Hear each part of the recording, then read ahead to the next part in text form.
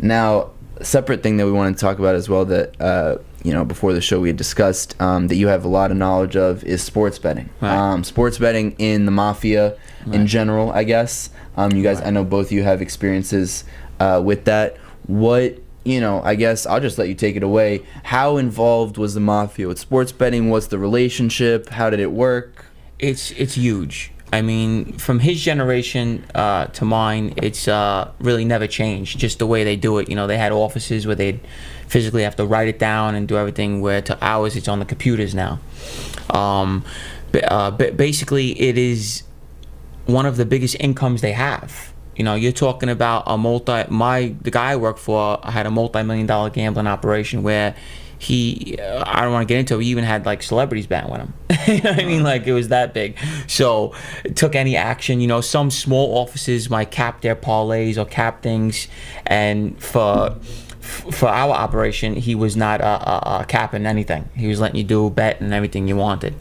Just for people that don't understand exactly, maybe they've never been involved with sports betting, stuff like that, how does it work between the sporting event, and then the Mafia with the bookkeeping and, who's bringing money where, who's taking it? I mean, how does the whole process work? Right. Kind of dumbed down for the people who don't understand sports betting. So 9 out of 10 times when there's a sports book, it's a mob guy behind it. In my operation, he was a captain. He basically, what they do is they get the accounts overseas. So what they do is they have a guy run it for them in the Caribbeans, and they get the accounts, and you'll pay about $15 each account. And what happens is then it goes to the accounts, will go to the office, and then they have guys, their soldiers or their associates, whatever. Okay, I got sports bettors. Okay, well, I'm going to put you on a half sheet. So now John so-and-so. What's a half sheet? A half sheet is this, basically. So John Alite takes out a half sheet with me. He has 20 bettors. So the bettors lose 30 grand. 15,000 got to go to the office. 15,000 goes to him. That's a half sheet, basically. Now there's a red though. There's a red involved now. Let's say his bettors win 40,000. He goes in the red for 40,000, which means he'll make $1 until they lose back that 40 grand. So that's it. You can make a lot of money with it, but you could also go. I went into red one time for 80,000, but I had a lot of big action going, so I got out the red in like 2 weeks. But the benefit of him with these guys working, they don't lay out no money. Yeah. So say when his guys beat him for 80,000, he doesn't lay out a penny. His office does. Right. I don't pay out to the customers. I just collect the money. But here's the thing: you're responsible for your customers. So if they don't pay the money that's supposed to be collected, you have to make sure that money's paid. So you're kind of like the middleman. You're the middleman. So the office, basically the main guy, if he has to pay out $300K, he's paying it out of his pocket. Gotcha. The other guys, the runners, don't have to. We call them runners, whatever you want to call them. Half sheet guys, they don't have to. Well, wouldn't it be beneficial in your case to find the worst sports bettors? Well, but also what comes with the worst sports bettors comes the biggest degenerates. Right. Well, let me tell you something. That don't pay. They're all bad. Yeah. There is no winners in sports business. You might get a guy that bets with me that has a good season and he wins. If I have 200 guys playing, I used to have about 135 guys. Yeah, so we had. So I'd have 2 or 3 to beat me for the season. Beat me, personally. But they probably lost with them because they don't play with one bookmaker. They play with several. And he probably lost money with him. And the same thing with them. You're not in business as a bookmaker if you're going to lose. You don't lose. That's why the casinos are all in business. Overall, guys make hits here and there, but overall, you're winning. You're not losing. And I'll give you a perfect scenario because I laugh about it all the time. The parlay. It's the biggest sucker bet in the world because you'll put these 3 teams in for like $200. You're like, wow, for $200 I'll get back $1,400, whatever it is. The chance of you hitting those 3 teams is like you hitting the pick 4 lottery in the store. It's like rare. It don't happen. So you might get lucky here and there, but at the most time you're gonna lose most of the time. That's what it is. And so for you, doing this, so you're doing this on a weekly basis? I mean, every day, Monday through Sunday. There's games every day, all day. And when do you have to get the money to? Okay, so Monday starts your new week. Sunday night is your last night. Okay, now that Sunday night, you don't pay or get paid till the following Friday. Gotcha. Okay, so you still could bet that whole week because you're gonna go down again probably, and then the next Friday you can owe me from that week. Here's how they run into trouble. So you know, a guy plays up to Sunday. Sunday football, because that's the biggest season, everybody bets. And he loses at the end of the night. He loses $2,700, right? Maybe he doesn't have that kind of money, but he loses $2,700. So now Monday comes along. Here's the decision making comes with this business. Do you let him in and bet for the following week on Monday? Now his answer to you is, how you going to cut me off? I just lost $2,700. Your boss's answer is, how you going to let him in? He can't even make the $2,700. Guy only makes $50,000 a year. So you got to make that decision, because this is where comes the violence where Gene's talking about. Got to go out and they're deadbeats. Now they lose Monday because they're trying to catch. You know, they're always playing catch up. That's how they end up losing more and more. When a guy's catching up, they never catch up for the most part. So if he bets on Monday, he loses, and you let him in and he bet another 1,000. Now he's in the hole 37. You have to cut him Tuesday. He's going to beg to come in. When he cuts him, they call like my office. So somebody's office doesn't know he lost that kind of money.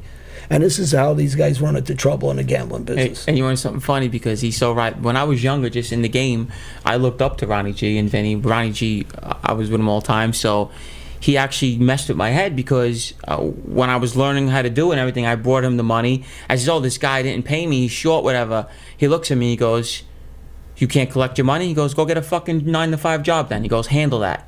So in my brain, I'm like, wow, this guy just made me feel like a jerk off. I went there and I smacked the guy in the head with a pipe, because that's where he had my head. He got me so mad. So then he actually made me, like, you can't collect your money? What are you, a jerk off, like saying? Go get a job. And now I would be, another guy would handle it different. I tell him, don't hit him with the pipe. See, don't slap him, don't do anything, or you lose the better. You're going to lose the gambler, because he's going to find a way to pay you, but he's never going to bet with you again if you put your hands on him. So he's going to bet with me now. And he's going to bet with another office. So the idea is you got to be a little bit of a psychiatrist too. So you got to go to the guy and go, listen, my boss wants me to hurt you. I don't want to hurt you. Give me something so I can justify with him that you're paying. And really, that's what you're going to do. You're going to see, especially if the guy's been winning the last couple of weeks and you paid him, and then all of a sudden he comes out empty. That's when you really do want to hurt him. But you got to tell him, what do you got? He'll say 500. All right, give me the 500. Give me 200 a week until you come up with a lump sum. Right. And you can't play anymore. And don't let me find out you're playing somewhere else. But you're dealing with mostly degenerates, so they're going to play anyway. It's so true, because we're saying it's the same scenario with everybody. But you see, like, I never wanted to look bad to these people. So like when he betted in my head, what do you can't collect your money? That got stuck in my head, like, you don't want to look like an idiot, like you can't collect your money. But like, I've negotiated with people too. I had to go to people's families sometimes, say, listen, I don't want to hurt your son, but if you don't pay me, I'm going to hurt him. So he owes me 15 grand, 20 grand, whatever it is. I don't want to hurt him, but I'm going to hurt him. So I'm basically trying to tell him, you're going to have to pay me, and if you don't pay me, I'm going to hurt him. So they would then pay me. I want you to understand, say he owes 15 grand, so for people to listen. He can also say, well, I'll bring you to Johnny or Mike or Tommy or Ronnie or whoever, and we'll give you a loan at 3 points. In other words, you're going to start paying juice. So they're going to pay the $15,000 right up front. Right. And now you're paying juice money forever until you can pay back the loan shark. Now here's where it steps into another business. Nightmare. And it becomes, or you could say to him, listen, say you know the guy, you like the guy. You owe me 15. I'm going to get you to 12,000. And we're going to squash the 15. He's going to give his guy his end of 15,000, 7,500. The other 7,500 is really his. So he's going to say, screw it. I'll take 4,500 in my pocket now. I'll give him a break, and I'll get him the juice money. Or he'll give him the money himself and says he got it from somebody else, charge him juice. I mean, there's a million angles you're going to play now. But it gets stressful, especially like say you have 150 people working or that are betting with you, and you have an issue with 100 of them. Well, that's where what are you driving right, left, and center? To it's find also people good to be known to be violent, because guys don't want to short you. Like I said, I had a guy on my crew, Pudgy, where no one paid the guy. They used to jerk him around because no repercussions. With me, they didn't really want to short me because they know I was gonna do something bad. So then why wouldn't they just work with Pudgy the whole time? Well, I mean, they switch over because they beat him on the money. So now they can't use him no more. So they got to go to someone else. So sometimes they're forced to deal with the the violent guys because they already got over on the weak guys so much that they won't deal with them no more. You got to be a psychiatrist. You got to be a parent. You got to be a mathematician. Oh, it's a nightmare. Because when you're gambling, if I know you make $250,000 a year, your limit weekly is a little different. If this guy makes 100,000, his week is different. If this guy's 50, his is different. If you're known to be a degenerate gambler, your limit's a little different. And he's got to stay on top of all his players. And you got to try to be smart the way you handle it. But then you build relationships with the people and you start to like them. That's what hurt me. The guys that are betting with me now, I'm actually liking them now. We became friends. They're losing they're losing every week big money, and I'm like, damn. I start to now I'm starting to think, as I get older, I'm like, all right, I made 15,000, I made 7,500. How much did you lose? I lost 1,500, Gene. All right, I'll knock off 500 of mine and just get me 1,000. That's what I started doing later on because I'm like, you start feeling bad almost now. Is it always cash? Selling their wife's jewelry. I had somebody selling his wife's jewelry. He was so scared of me. He was selling his wife's Rolex and necklace. There's guys that give up their cars. Yeah. I got a friend who's in Switzerland, and he runs a sports office, a casino. He actually took a hotel off for somebody that owed him that kind of money. Wow. I had a friend who just passed away. He owned 3 nursing homes. And with the casino, he got a line of credit. No, there's a line. Well, the casino's big against it still. So he's got a line of credit, and actually he lost his nursing home. So, this happens to a lot of people. So, gambling business is, there's a lot of degenerates. I mean, obviously there's so many casinos around. That tells you how many people gamble. And how many of the people that are working, that are playing with you, are they Mafia related or just normal people? Oh, no. Well, it depends. Like I said, the guys that are running the half sheets, they're runners. They're associates a lot of times. Or are you guys gambling soldiers too at the same time? We have. Yeah. I have. Of course, everyone does that. Who's then your bookie? Listen, me and Ronnie G used to bet on his cousin Jackie's office, and no one even knew about it. We would secretly put. What do you mean by bet on their office? Because what does that mean for people that don't Ronnie understand? had his office, it was his cousin Jackie's office. So we would be secret accounts on his. So we pull some. We'd be betting on his accounts on the side, and then it's just this could get very complicated, but let me explain something to you.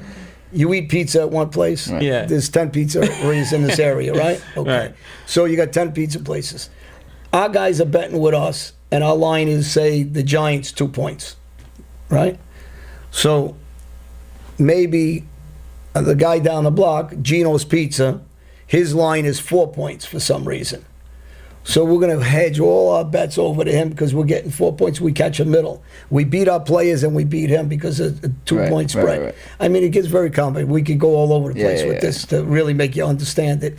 But all of us that are in the street, the mob, whatever you want to say, we all work together at different offices. We push stuff off. We do it, because there's games and there's different lines, and then you jump in betters. Maybe somebody bet $500,000 with me on one game. I don't want to keep it all, so I'll hedge 100,000 over to another office. Just in case we lose, I don't get clobbered on one game, because you want the board to be even. In other words, 200,000 on the Giants, 300,000 on the Jets, 400,000 on Dallas Cowboys, but one game is 800,000 on the Broncos.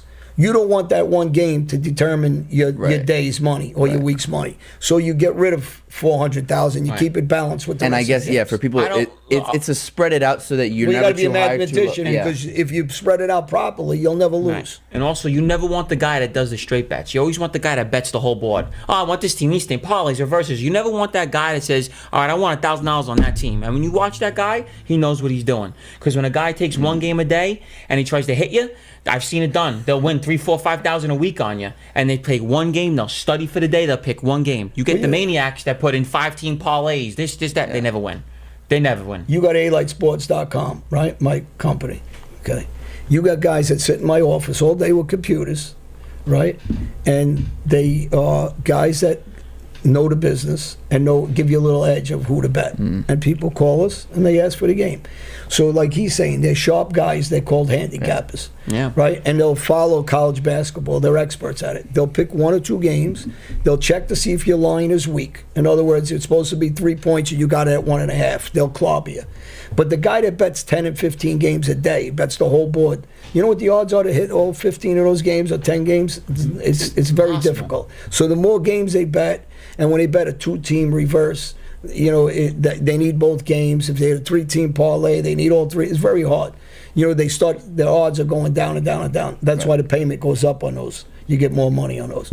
But overall, if you're very sharp on how you run your office, a professional office, no one's going to beat you, especially for the season. Right. Maybe for a week you get hit a little bit, but overall you're going to win if you know how to run the office properly. And you like it was funny. We had a guy betting women's college something where we're like, this guy knows what he's doing. Out of all the games, he's picking this no-name college, like you never even heard this school, and betting these games and winning. We're like, get rid of this guy. He's going to hit us. And then we chase him off the account. You're a professional gambler. Get out of here. Go do it to somebody else. And what was the biggest, like, singular bet you guys got each, I guess, while working bookkeeping? Well, it was never my office, but I mean, the Ronnie G's office that we were working for, he had no limit. So if you want, whatever you wanted to put in, what's the biggest thing you heard, personally? Oh, 200K, 150K. I've seen bets like that. Sure. We have. I had the New York Mets bet. We had a lot of big gamblers. I had Gotti Senior, some of his friends betting with me. Guy Ali Lizard. These were big gamblers, and you try to limit because you know who sharp guys. So you try to limit, depending on the size of your office. Willie Boy Johnson was Gotti Senior's partner in the business, and that's who I used to call a half sheet into him. And I had my own office, but I wouldn't handle that kind of action. So if they're betting, I would call him. I'd say, how much you want to take from him? And Willie would say, okay, take 5 dimes a game. That's $5,000 a game. But he'd bet the board. Sometimes he'd say, okay, you could take 20 dimes for that day, for whatever reason. So it depends on, who you're dealing with and what office and, how big my office is. But, you try to limit guys. You don't let them bet 100 dimes on a game. So if guys saying, I want the Giants 100,000, you just don't do it. Right. You try to lower those bets. But I had some big gamblers, like I said, that would bet the board or bet 6 games, and sometimes they get hot. A guy like Ali was a sharp better. Remember, so different. He'd hit me for 150,000 for a weekend or a night. Right. So because his era is different because they took calls. Yeah, it's not phone calls. How did that work? So you take a call, you have to write it down. You have guys that work in the office. I have 3 phone guys in here like us. Right. Phones would ring, 3 different lines. You'd write it down. You'd call in a bet.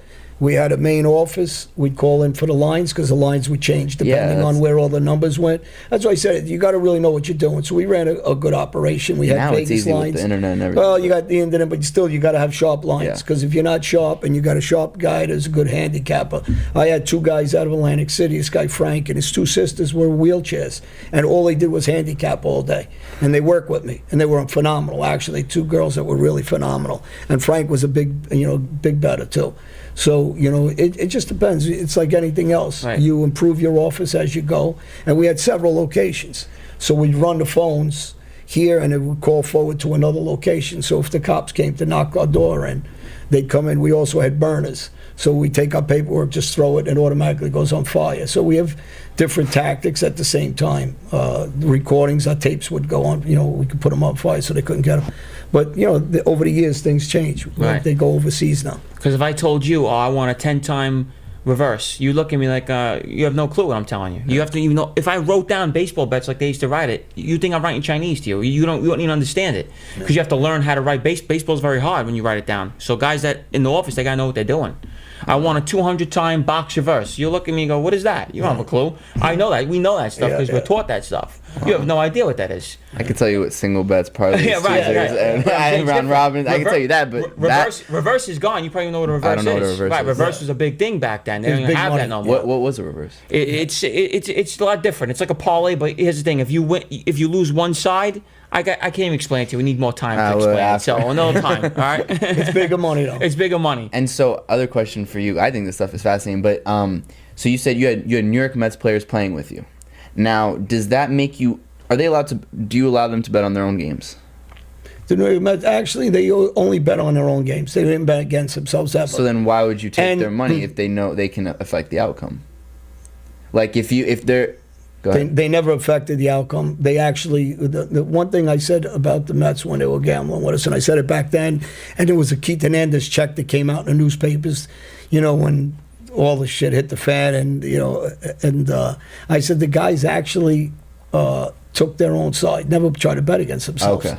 So they couldn't affect the outcome. Right. They didn't even try to They affect take the their outcome. own side. They took their own side. They Pete never bet Rose- against themselves. Pete Rose didn't either, right? He got screwed though. Pete Rose never bet against I mean, they himself. bet other teams, Right. besides themselves, but they never ever put a bet in against themselves. And when you They would were 86 Mets. I mean, they won a World Series. So I guess they did all right. When And they you- used to hang out with us at Spratz, Channel 80. So, we were all young then. We were all hanging out together. when they would say a Mets player's like, yeah, I'm gonna take my side today. I know what I'm doing. I got this. Did that then maybe for you personally influence you and make you want to bet on them, or having that kind of insider information? My dad was a huge gambler, so he bet on anything. So I wasn't a huge gambler. Okay. I'd play a little bit here and there, but I loved taking the action. That was my gambling. Why would I gamble And when then- I knew I needed this game, that game? So that then you was start my, rooting for things. Well, because I didn't Rooting have to for a watch the lot. game. Right. Some guys like my father would watch the games. I watch the games, enjoy them. But I already knew at the end of the week, I could guarantee you, if we played Russian roulette and had to put a bullet in your head, that bullet wasn't going to go off in my head. That we're going to win because gamblers don't lose. I mean, gamblers lose. Bookmakers don't lose. New York City.